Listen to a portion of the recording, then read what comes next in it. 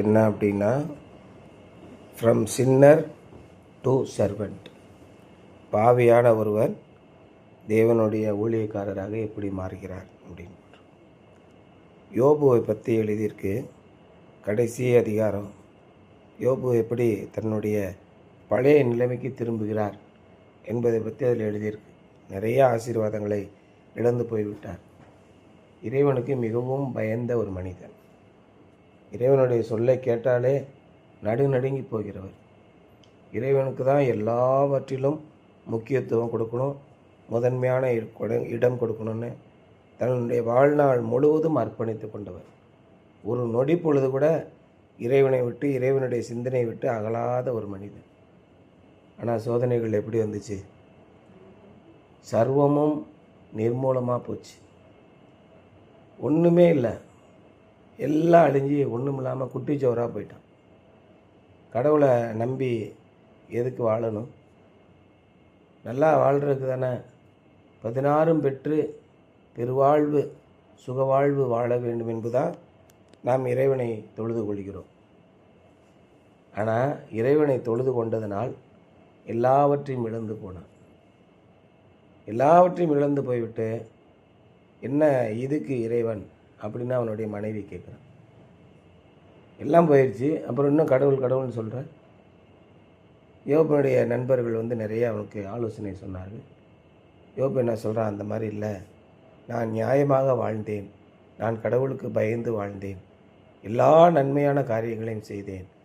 ஏன் எனக்கு இப்படி வந்துச்சுன்னு தெரியலையே, ஆண்டவர் வந்தார்னா அவர்கிட்ட கேட்பேனே, எனக்கு புரியலையே அப்படின்னு கதறி அழுகிறான். என்ன நடந்ததுன்னு புரியலையே, நான் எங்கே தடுமாறினேன், நான் நல்லது தானே செஞ்சேன், நான் எந்த தீமையும் செய்யலையே, கடவுளுக்கு பயந்து நேர்மையாக வாழ்ந்தேனே, நான் எங்கே தவறுனேன், நான் நேர்மையாக இருந்தேனே அப்படின்னு நான் ஒரு பாவமும் செய்யலையே, ஐயோ என்னுடைய வாழ்க்கை இப்படி போச்சு, நான் கடவுளுக்கு விரோதமாக பாவமே செய்யலையேன்னு கெஞ்சிடும். நான் நேர்மையாக இருந்தேங்க, எல்லார்ட்டையும் சொல்கிறேன், நீங்கள் நம்புகிற மாதிரி இல்லை, நீங்கள் பேசுகிற மாதிரி இல்லை, நான் நேர்மையாக வாழ்ந்தேன் அப்படின்னு சொல்லி சொல்கிறான்.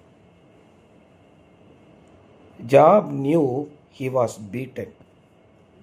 யோபுக்கு தெரியும் அவன் அடிபட்டு விட்டான் என்று.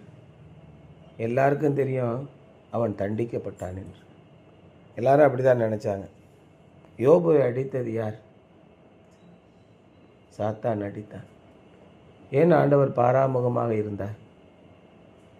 நமக்கு புரியாத பல விஷயங்கள் நம்முடைய வாழ்க்கையிலே நடக்கும். அதான் 91ஆம் சங்கீதத்தில் பாருங்கள், பகலில் பறக்கும் அம்புக்கும், இரவில் மத்தியானத்தை பாழாக்கும் சங்காரத்திற்கும், இரவில் நடமாடும் கொள்ளை நோய்க்கும், கண்ணுக்கு தெரியாமல் இருளிலே நம்மை நோக்கி பல எதிரிகள் இருப்பாங்க, பல்வேறு சிந்தனைகள் இருக்கும். அவற்றில் எல்லாம் இருந்து காப்பது யார்? நமக்கு பின்புலத்திலே பல விஷயங்கள் நடந்துகிட்ருக்கு. யோபுடைய வாழ்க்கையில் அப்படி நடந்துச்சு. சிலது நமக்கு புரியாது. Quoting God's very words, Job humbled himself before the Lord and acknowledged his power and justice in executing his plans. இறைவனுடைய திட்டத்தை நிறைவேற்றுவதற்காக அவர் தம்முடைய வல்லமையையும் தம்முடைய நீதியையும் விளங்க பண்ணுவார். அவர் ஏன் செய்கிறார் என்று நாம் யாரும் கேட்க முடியாது. அவர் எதற்காக செய்தார் என்று நம்மளால் ஆராய்ந்து முடியாது. அவர் செய்ய நினைத்ததை செய்வார். அதான் நீதிமொழிகளில் போட்டு, தேவன் தாம் நினைத்ததை செய்வார். தேவனுடைய திட்டம் எதுவோ அதுவே நிறைவேறும். அதை இறுதியிலே ஒப்புக்கொண்டு தன்னை தாழ்த்துகிறார். ஆண்டவரே, நான் நல்லது செய்திருந்தாலும் நான் கெட்டது செய்திருந்தாலும் நீர் நினைத்ததை செய்வீர் என்பதை மாத்திரம் நான் அறிவேன். உமக்கு முன்பாக நான் ஒன்றுமில்லை. என்ன சொல்கிறாரு? நான் சாம்பலிலும் தூசியிலும் போய் புரண்டு கொள்கிறேன்னு சொல்கிறாரா? 6ஆம் வசனம் என்ன சொல்கிறார்?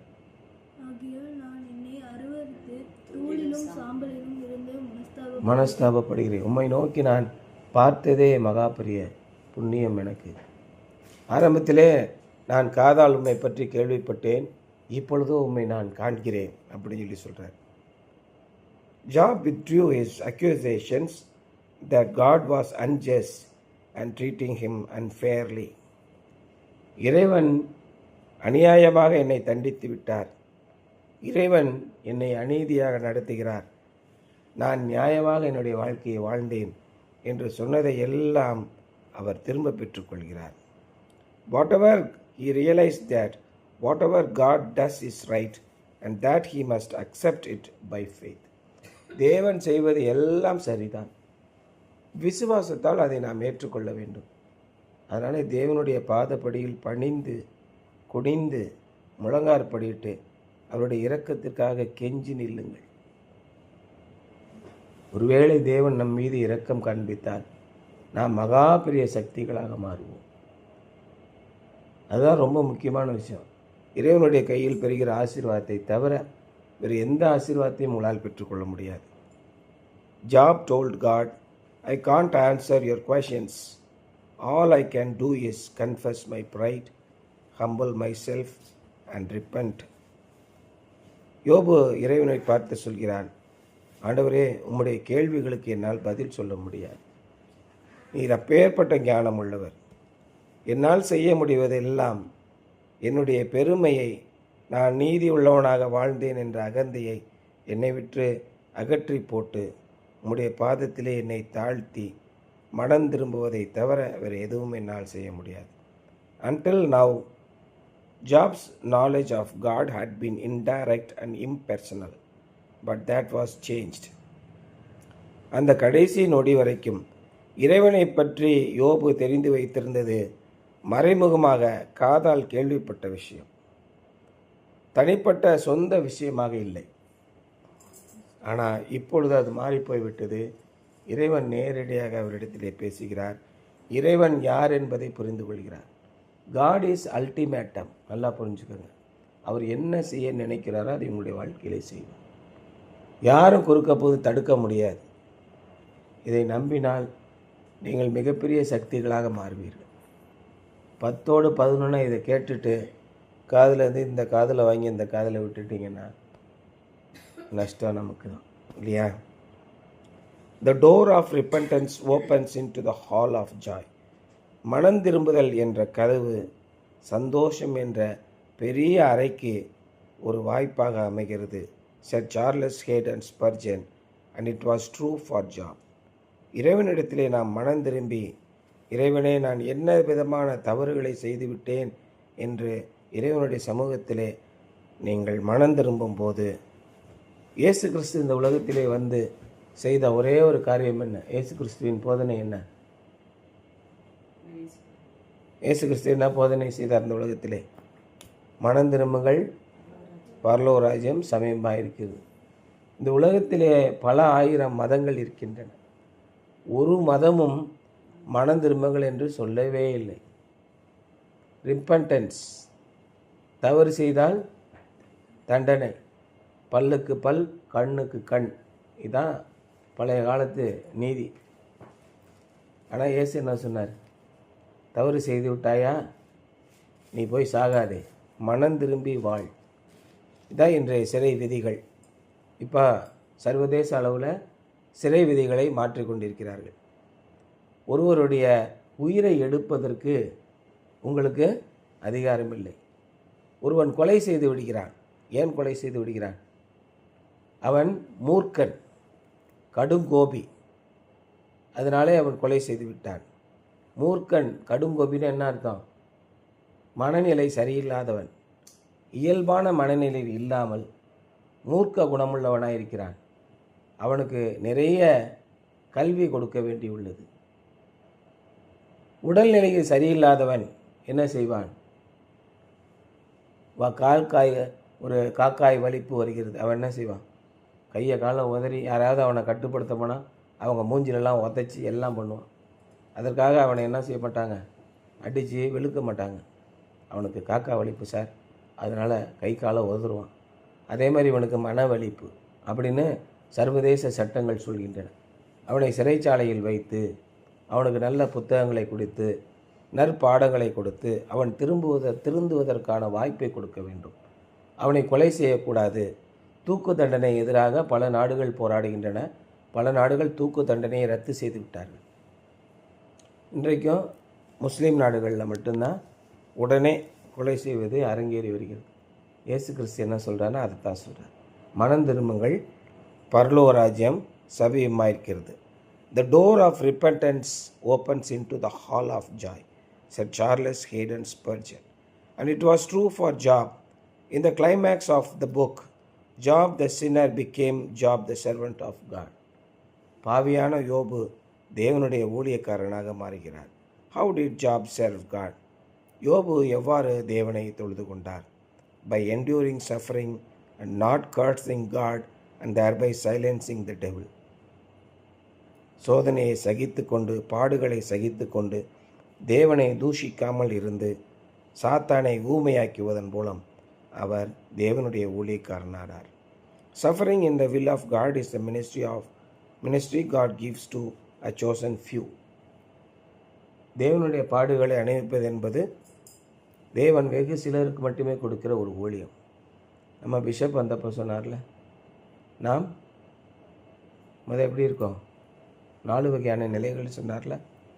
முதலில் நாம் விசுவாசிகளாக இருக்கிறோம், அப்புறம் கடைசியில் இரத்த சாட்சிகளாக இருக்கிறோம், அப்புறம் ஃபாலோவர்ஸ் சீடர்கள், விசுவாசிகள், பின்பற்றுபவர்கள், சீடர்கள், அப்புறம் இரத்த சாட்சிகள் என்று 4 நிலை சொன்னார். ஞாபகத்தில் இருக்கா? மறந்துருப்பீங்க இல்லையா? எனக்கு அப்படியே ஞாபகத்தில் இருக்குது. இரத்த சாட்சிகள் என்பவர் வெகு குறைவானவர்கள். அவர்களாம் இறைவன் அவர்களுக்காக கொடுக்கிற வரம். When you realize you are wrong about something, how quick you are to repent. நீங்கள் ஒன்றை தவறாக செய்து விட்டீர்கள் என்று உங்களுக்கு தெரிய வரும்போது நீங்கள் எவ்வளவு விரைவாக மனம் திரும்புகிறீர்கள். ஒரு விஷயத்தை தெரிஞ்ச உடனே நமக்கு கோபமும் மூர்க்கமும் ஏன் வருது? நான் பர்ஃபெக்டாக செஞ்சுருக்கேன், என்னைய குறை சொல்கிறாங்க அப்படி சொன்னோன்னே நமக்கு என்ன வரும்? ஆத்திரமும் கோபமும் அழுகையும் வரும். ஆண்டவர்கிட்ட போய், ஆண்டவரே இது மாதிரி ஒரு பிரச்சனை நடந்துருச்சு, என்ன சாமி காரணம் அப்படின்னு கேளுங்க. ஆண்டவர் கண்ணாடியாக அதை வெளிப்படுத்துவார். இதான் விஷயம்ப்பா, இந்த மாதிரி நம்ம செய்யலாம், இப்படி செய்யணும், இந்த மாதிரி செய்யக்கூடாது, என்னுடைய பிள்ளையாக இரு. அதை நீங்கள் ஃபாலோ பண்ணிங்கன்னா கோல்டன் ரூல்ஸ். உலகத்தில் வேறு யாரும் தர முடியாத மிகச்சிறந்த ஆலோசனை தருவர் யார்? அவர் யார்? ஏசாயாவில் போட்டிருக்கு, அவர் ஆலோசனை கர்த்தா, நித்திய பிதா இல்லையா, சமாதான பிரபு. அவர் மிகச்சிறந்த ஒரு ஆலோசனை. இந்த உலகத்திலே பெரிய பெரிய பிரதமர்கள், அமைச்சர்கள், ஜனாதிபதிகள், குடியரசுத் தலைவர்கள், மன்னர்கள், இவர்களெல்லாம் என்ன பண்ணுவாங்க? ஆட்சி செய்வதற்கு, ஸ்டாலின் ஆட்சி செய்வதற்கு 11 பேர் கொண்ட குழுவை அமைத்தார். அதில் அமிர்த்யா சென், உலக நோபல் பரிசு பெற்ற அமிர்த்யா சென் உட்பட பல ஆலோசகர்கள் இருந்தார்கள். அவங்களாம் முதலமைச்சருக்கு ஒவ்வொரு திட்டத்தை குறித்தும் ஆலோசனை சொல்கிறார்கள். ஆலோசனைக்காரர் அதிகமானால் காரியம் சித்தியாகும். உங்களுடைய பிரச்சனைகளை குறித்து ஒரு 11 பேர் கொண்ட ஆலோசனை குழுவை அமைத்து அவர்களிடமிருந்து தீர்வு கண்டால் எப்படி இருக்கும்? யோசனை பண்ணி பாருங்கள். ஆனால் இவர்கள் எல்லாரையும் விட மிகப்பெரிய ஆலோசகர் உங்களிடத்தில் இருக்கிறார். நீங்கள் எப்போ வருவீங்க, என்ன என் பையன் என்கிட்ட வந்து இன்னும் ஆலோசனை கேட்கலையே அப்படின்னு காத்து கொண்டிருக்கிற தேவன் உங்களுக்கு இருக்கிறார். அவரிடத்துல போய் நீங்கள் கேளுங்க, உங்கள் பிரச்சனைகள்லாம் தீர்வு என்னன்னு. 15 நிமிஷத்தில் உங்களுக்கு ஆன்சர் வரும். இதை தான்ப்பா விஷயம். ஏன்னா அவர் பல லட்சம் ஆண்டுகளாக அநேக லட்சக்கணக்கான மக்களை, வாழ்க்கைகளை பார்த்திருக்கிறார். அவருக்கு தெரியாத ஒன்றுமே இல்லை. அப்பேற்பட்ட தேவனிடத்திலே மனம் திரும்புங்கள்.